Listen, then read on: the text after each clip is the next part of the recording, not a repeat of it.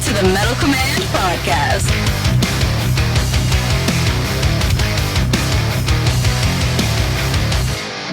Greetings, everybody, and welcome back to the Metal Command Podcast. Tony here with you, and today I am here to talk about my album of the month for September, and that is Primal Fear with Code Red. And Primal Fear, of course, really not disappointing anybody, and at least not disappointing me. One of the more consistent bands of the last 20 to 25 years, and I have followed this band pretty much since the very beginning. Because I remember getting their debut album. So going to backtrack a little bit. The debut album was recently reissued as well. And I'll talk a little bit about that because that brought back a lot of really great memories. But Code Red, and I'm going to talk about this record. I give it a 10 out of 10. It is absolutely amazing. And, I think about this and I'm like, man, Ralf Scheepers. If you really think about it, Ralf Scheepers sounds amazing. The guy's in his late 50s. I mean, if you looked at Ralf Scheepers lately, not only does the dude sound pretty damn amazing, but, when you look at photos of this guy, this dude is literally looks like the Hulk, right? This dude is ripped. And, when I see guys like this that are older, that aren't really losing it as far as their vocals go. I talked about this with Tim Ripper Owens, for example, who really hasn't lost anything vocally.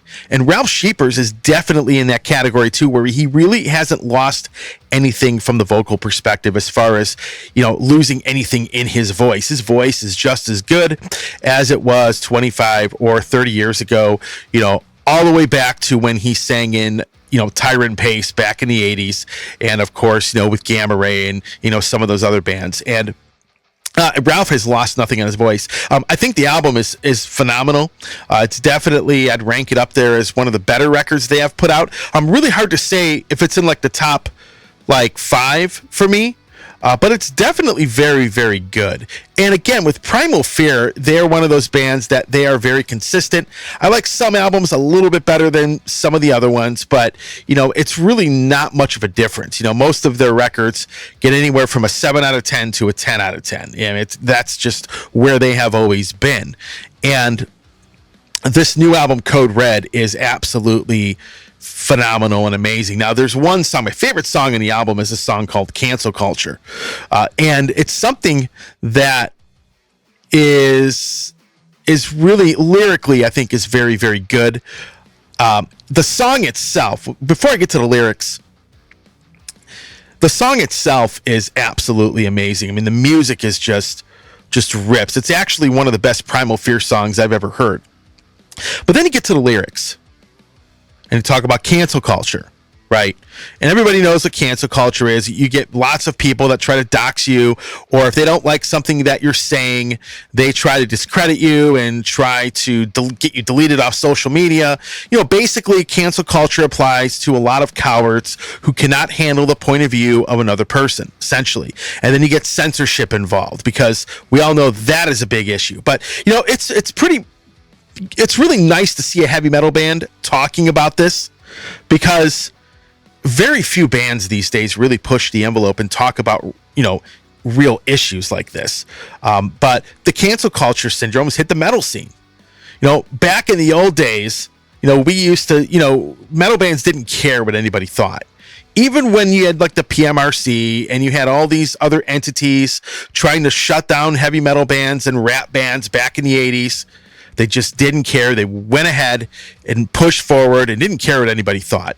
But nowadays, we live in a scene where, you have bands that are afraid of, promoters not booking them because of their political views. You have, guys in metal bands who in the past, and I'm not going to name any names, but I know for a fact that this is definitely true. They have management companies and labels forcing them, basically telling them to sign gag orders to not talk about their political views because these management companies and labels and stuff are deathly afraid of the cancel culture syndrome, which is absolutely pathetic in my opinion because, the metal scene, didn't really rise up because of that. It rose up despite that.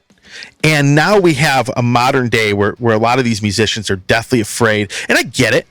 because we've seen people get canceled and have all their social media accounts deleted for speaking the truth. I mean, it's happened, but in the metal scene, you have a lot of bands, guys. There are guys that I know that have signed gag orders that really have. It's really disappointing because they were people that used to not be afraid of that kind of thing. But when you control somebody's money and you go down that route, I can kind of understand why, especially with it being as hard as it is to make a living in music.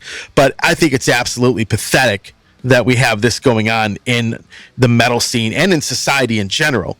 And it's nice to see a band, right, to come out and speak out about this, because where does the censorship stop? Right? I mean, my opinion is this.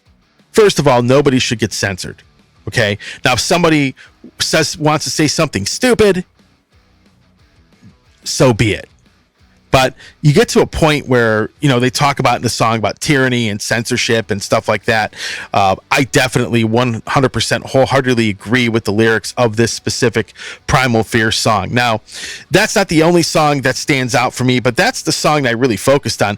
And again, when I was listening to the album, at first I really don't, when I listen to a record, I don't pay attention to song titles. But then I heard the lyrics of that song.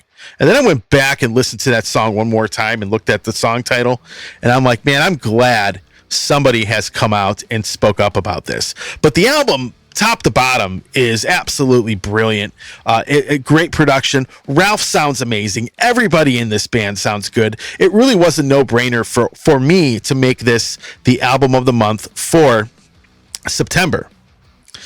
Now I'm going to get to the reissue really briefly of the self-titled album, because that album really had a tremendous impact on me. First of all, that album came out right at the beginning of my radio show, The Metal Command, and I had Ralf on that year, actually. But The Metal Command, in fact, the song Formula One is probably one of my favorite metal songs of all time for a few reasons. Number one, the song is great. Number two, I'm a huge Formula One fan.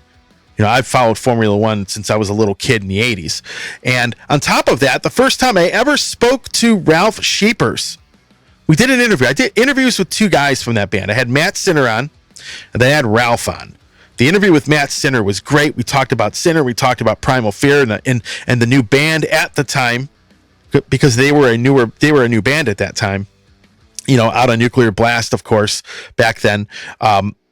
We talked about it because the album was unbelievable. I mean, Ralf, I knew of Ralf from Gamma Ray and from Tyrant Pace, and I knew of those bands obviously because I'm a big Halloween fan. But it was like, man, Ralf Scheepers sounded amazing on this record, and it really got a lot of airplay at that time. But the song Formula One is also pretty significant because when I interviewed Ralf Scheepers, and I've known Ralf, we've kind of know each other over the years of me having him on a show. But man, we did a 45-minute interview. I think I still have it somewhere. And for like 35 minutes, we talked about racing. We talked about past drivers. At the time, Mika Hakkinen was the world champion. I mean, he was leading in the points, I believe, at the time when we were talking. We were talking about Michael Schumacher and Ayrton Senna. We were talking about all these really great Formula One drivers and talking about the sport.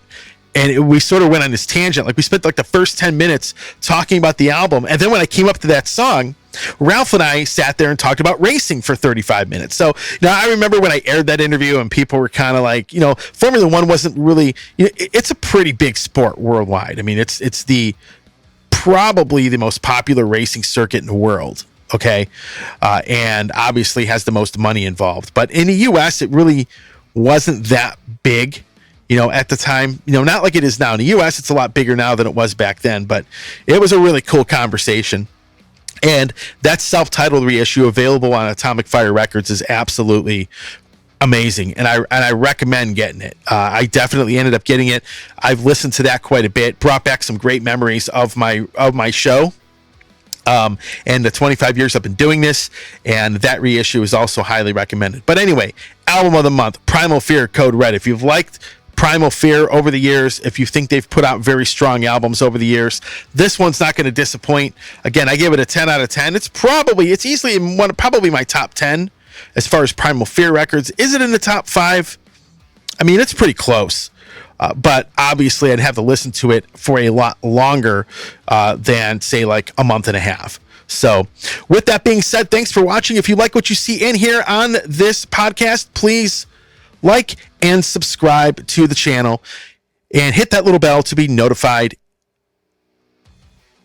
of any video that I do post. So with that being said, thanks for watching. Stay metal. Leave a comment. I'm curious as to what you all think of the newest Primal Fear album entitled Code Red.